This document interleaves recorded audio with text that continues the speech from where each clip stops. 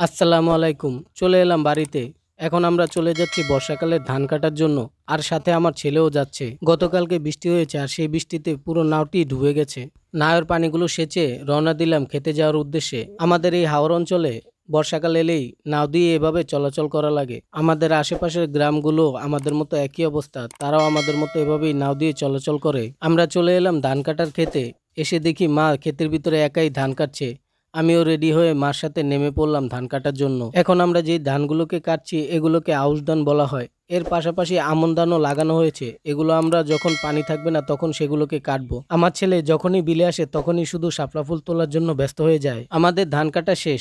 সেগুলোকে আমরা আটি বেঁধে এগুলো সব একসাথে নায়ে তুলে নিচ্ছি, যাতে এগুলো নিয়ে যেতে সুবিধা হয়। আমাদের কষ্ট করে ধানের বোঝা মাথায় নিতে হয় না। যাই হোক, নায়ে উঠে আমরা রওনা দিলাম বাড়ির উদ্দেশ্যে। আমাদের এখানে পাট চাষও হয়, আর এ কারণে এই পানিগুলো অনেক দূষিত হয়ে যায়। আর সামনে আমার ছেলে, ও অনেকগুলো শাপলা ফুল তুলেছে। এগুলো বাড়িতে নিয়ে এসে খেলা করবে। আমরা বাড়ির কাছে চলে এসেছি। আমাদের এখানে বর্ষাকালে এলে লোকেদের মাছ কিনে খেতে হয় না। এখানকার বেশিরভাগ মানুষদেরই চায়না জাল আছে, আর সেই জালগুলো দিয়ে তারা মাছ ধরে এবং নিজেরাও খায় এবং পাশাপাশি বাজারে নিয়েও বিক্রি করে। ধানগুলো আমরা নাও থেকে নামিয়ে রাখছি।